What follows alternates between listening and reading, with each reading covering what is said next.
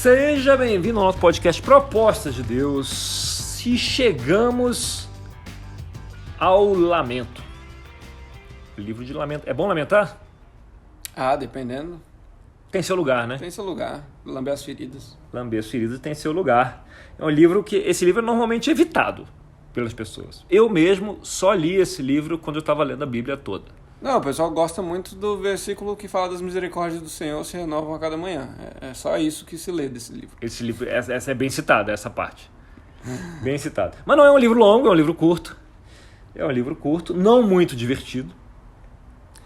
E por isso você nem encontra muitos sermões baseados no livro de Lamentações.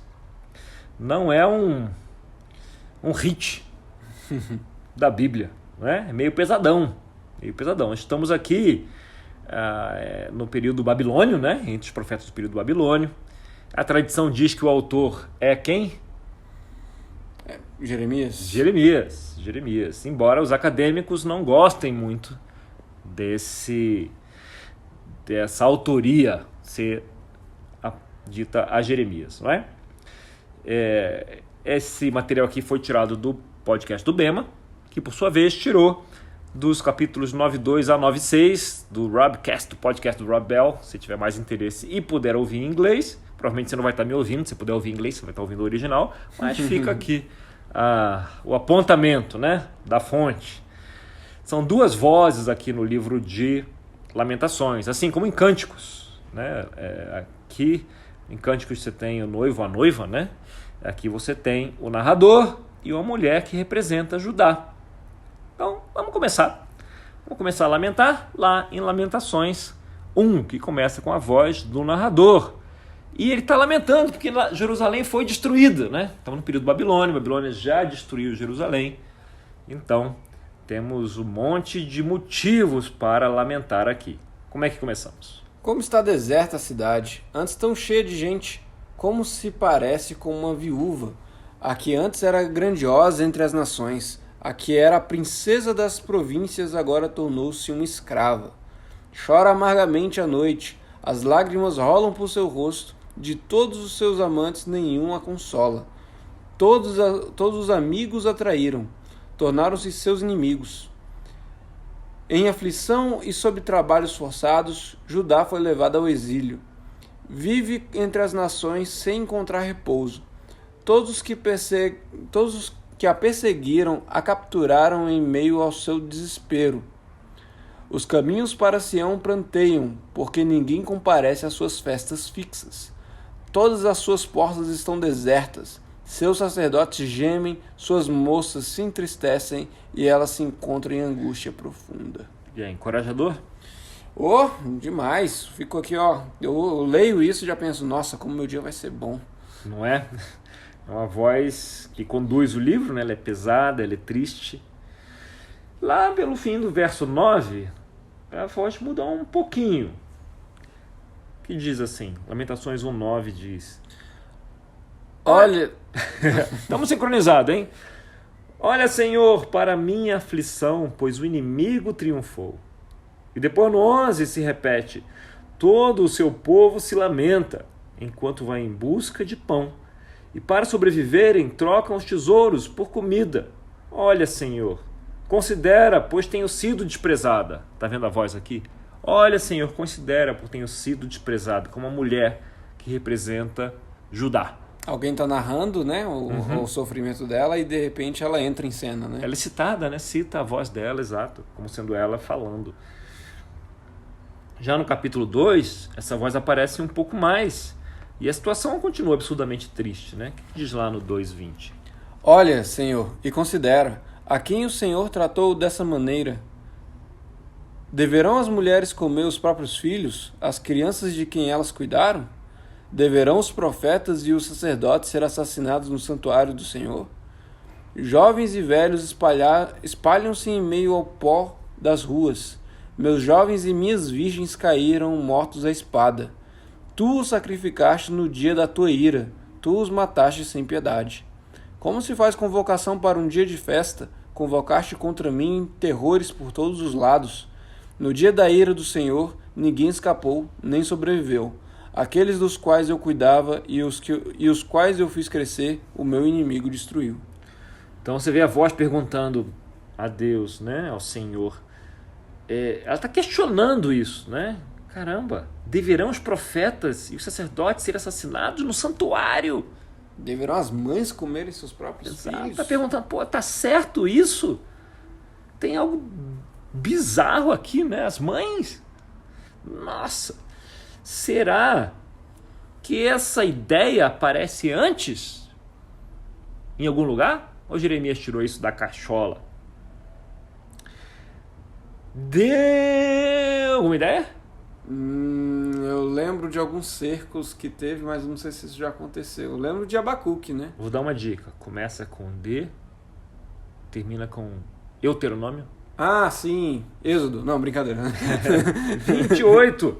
Lembra quando ele fala: se vocês fizerem o que é certo, as colheitas virão, vai dar tudo certo, seus filhos crescerão, saudáveis, papapá.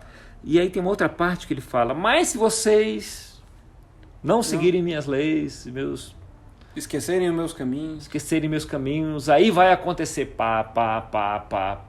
muitas e muitas. Muitos versículos. Versos falando das consequências, né? Do que pode acontecer se a palavra não for cumprida.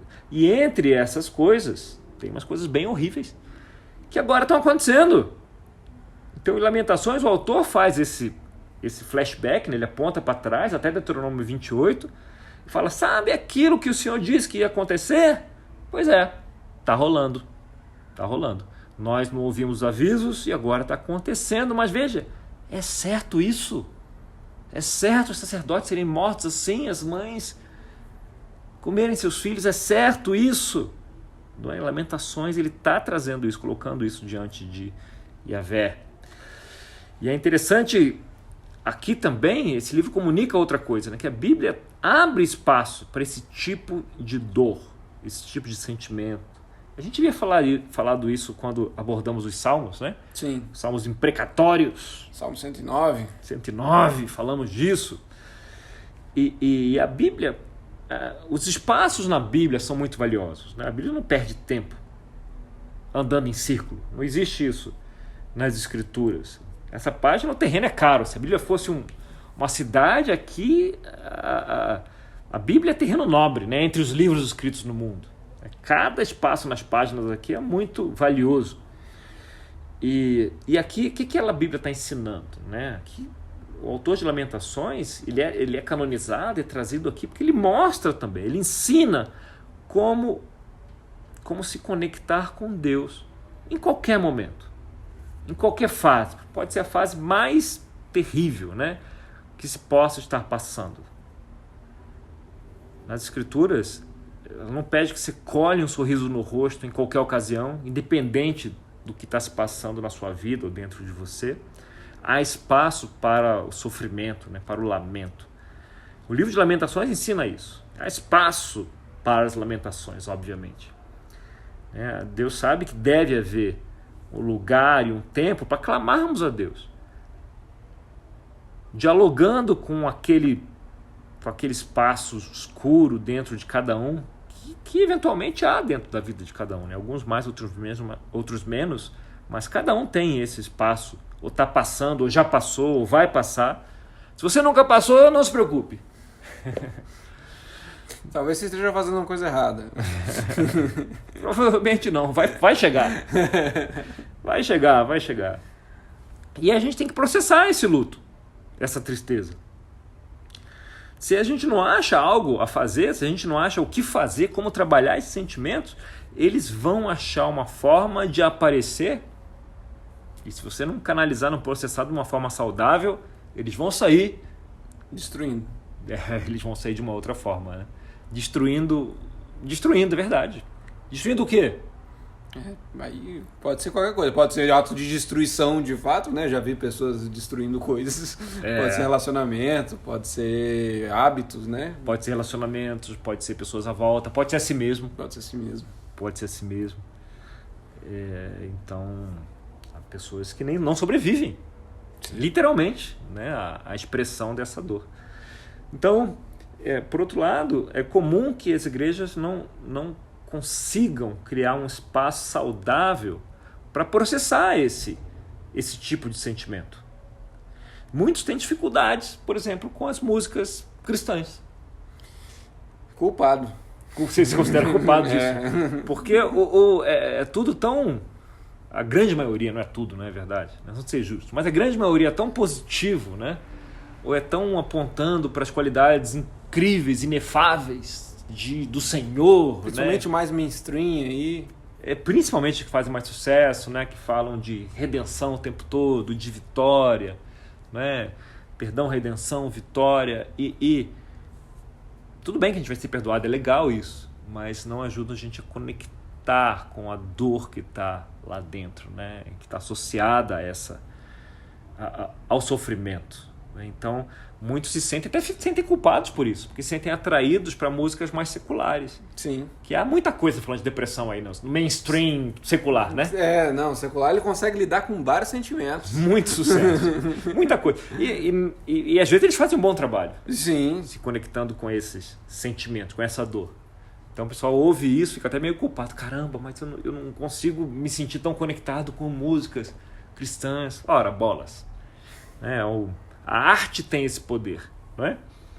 Então, não tô, por favor, isso aqui não é doutrina não, tá? Falando que você tem que buscar aqui ou lá.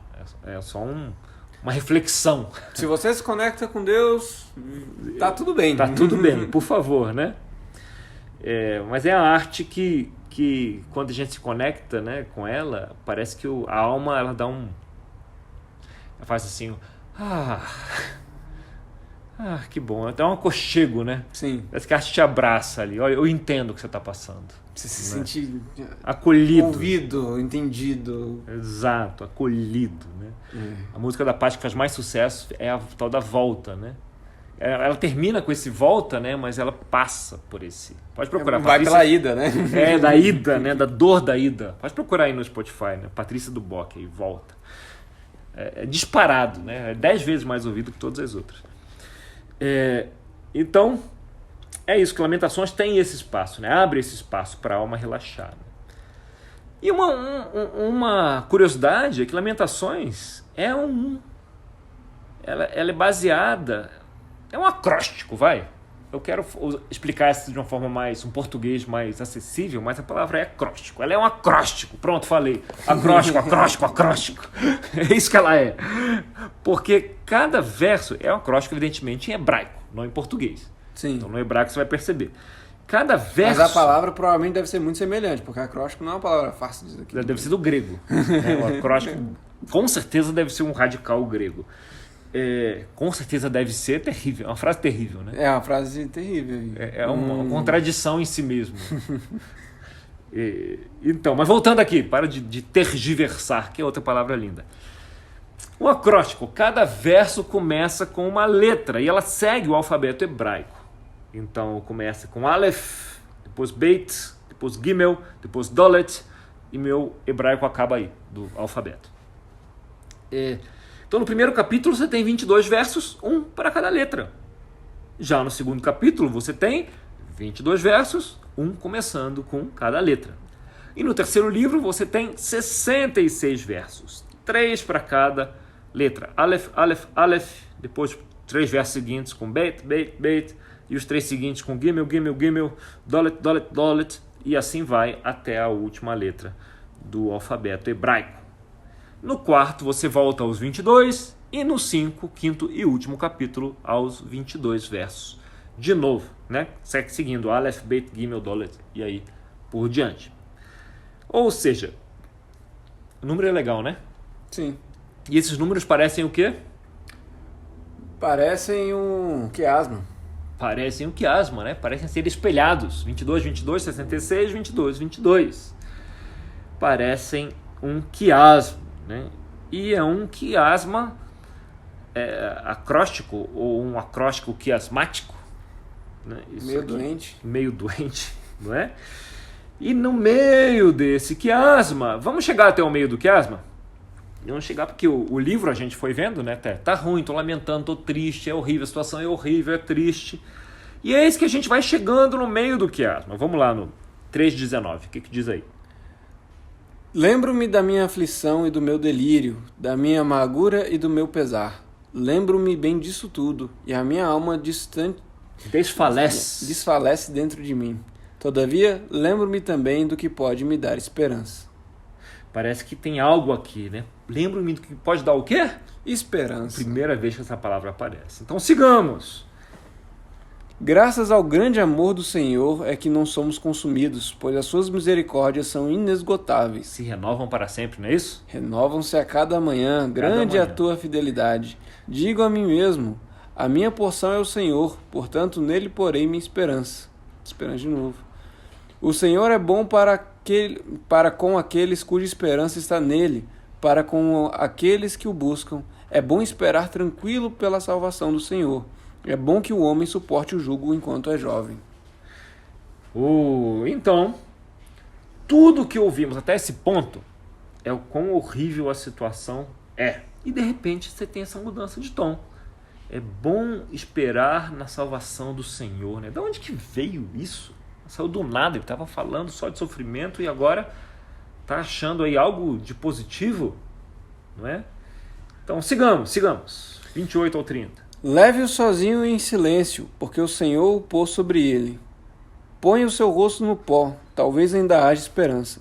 Ofereça o rosto a quem o quer ferir, engula a desonra.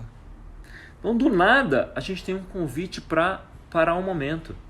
Leve-o sozinho e em silêncio. Pare aí um momento. Para e pensa. Considere que pode haver esperança. Não é? Então a gente vai chegando ao centro do quiasma. Põe o seu rosto ao pó, né? Então humilhe-se, né? Humilhe-se. E a gente está chegando no centro do quiasma. Vamos lá, vamos chegar. O que diz aí no 3,31 até o 36? Porque o Senhor não desprezará para sempre. Embora ele traga tristeza, mostrará compaixão. Tão grande é o seu amor infalível. Porque não é do seu agrado trazer aflição e tristeza aos filhos dos homens. Esmagar com os pés todos os prisioneiros da terra, negar a alguém os seus direitos, enfrentando o Altíssimo, impedir a alguém o acesso à justiça. Não veria o Senhor tais coisas? Então, chegamos ao centro desse quiasma, né? E a mensagem é que parece ser assim, tá bom, Deus não faz isso porque Ele gosta. Ele não permite isso porque Ele curte, ele tem uma fixação nesse tipo de sofrimento aí. Mas porque tá ruim, né? As pessoas estão sendo oprimidas, estão sendo destruídas. A história não está sendo contada desse jeito, está sendo contada outra história aqui. Né? Então ele se apresenta para interromper essas condutas, interromper a opressão. Ele se apresenta contra a injustiça. Né? Então, ou seja, o autor está aqui meio que levando essa conclusão bem no centro do quiasma. A gente está lamentando aqui, lamentando, e é importante lamentar mesmo. Estamos mostrando a nossa tristeza, processando o nosso luto. Mas para um pouco e pensa. Sabemos quem Deus é. E a gente sabe que isso vai terminar um dia. A gente sabe que com Deus sempre há esperança. E ele continua aqui no 37. Quem poderá falar e fazer acontecer se o Senhor não tiver decretado? Não é da boca do Altíssimo que vêm tanto as desgraças como as bênçãos? Como pode um homem reclamar quando é punido por seus pecados? Examinemos e submetemos à prova os nossos caminhos e depois voltemos ao Senhor. Olha o que ele fala. E reflita por um segundo e você chegará à conclusão. E ao decorrer desse lamento todo, parece que há um espaço aqui para levantar. Vamos parar um pouco e refletir e pensar no que pode estar acontecendo. Pensemos também sobre nossos próprios pecados. E talvez, pode ser que a gente possa ter um pouco de culpa disso aí que está acontecendo. Uma ideia, vamos jogar uma ideia. Pode ser. E se a gente perceber isso, ele joga outra ideia. Voltemos ao Senhor. Voltemos para Deus, nos humilhamos diante do Senhor, voltemos para Deus. Que tal pensarmos sobre isso também? E aí vai para o 3,41. Levantemos o coração e as mãos para Deus, que Olha aí. está nos céus, e digamos: pecamos e nos rebelamos, e tu não nos perdoaste. Tu te cobriste de ira e nos perseguiste, massacraste-nos sem piedade. Tu te escondeste atrás de uma nuvem para que nenhuma oração chegasse a ti. Tu nos tornaste escória e refúgio entre as nações. Olha aí, olha aí, olha aí. Né? De novo, de repente, aqui ele já está com a conclusão, né, desse pensamento todo, e ele volta ao tom anterior. Sim. Então, ele conclui, né, pecamos e nos rebelamos, que é a conclusão da meditação dele aqui, né, do autor de Lamentações, que a tradição diz que é Jeremias. E ele termina essa fase e volta para a segunda fase do quiasma, que é o lamento, né? Sim. Volta a lamentar e volta a sofrer. Mas exatamente no meio você tem essa pérola, né? No meio do quiasma, esse tesouro que mostra, por onde o autor mostra como lidar, né? Como processar, mostra um caminho no meio dessa escuridão, né? Então, o mesmo livro que ele está te ensinando, dando espaço para você ficar triste, processar o luto, e no miolo te dá apontando um caminho para como se pode seguir adiante, né? Mesmo no meio dessa tragédia toda. Ele fala um pouquinho do tchuvá dele, né? Do retorno, do arrependimento, né? Esse retorno de redenção, né? Retorno que produz algo, produz uma mudança. Então o livro oferece essa possível explicação do porquê que está acontecendo essa tristeza toda. E claro, por favor, não estou querendo aqui trazer uma doutrina de que toda tristeza na vida é resultado de seus próprios erros e pecados. Não é esse o ponto desse livro. Inclusive, Jó, a gente vai falar sobre isso, né? Que, né, Deus não prega essa relação. Mas é o ponto desse autor de Lamentações. Para o autor de Lamentações, nesse contexto de Lamentações, o que eles estão passando é, sim, consequência dos pecados, né? Da narrativa A e B, da idolatria, da opressão dos bebês que foram sacrificados lá no vale de Hinom, né? Então, que é assim. Então, como o autor falando, olha pessoal, algo aqui que devemos pensar a respeito. E a boa notícia é que podemos seguir adiante, porque o nosso resgate por Deus e a redenção estão vindo, um dia vão vir. E a boa notícia é que sempre há esperança no meio das lamentações. E nesse caso do livro de Lamentações, a esperança está bem no meio das lamentações. Não é? Tá bom para hoje, né? Tá bom. E nós ficamos em menos de 25 minutos. Olha aí. O senhor tá de parabéns. Obrigado. Vinícius, o Pessoa. Senhores, nos vemos no nosso próximo episódio. Um abraço a todos.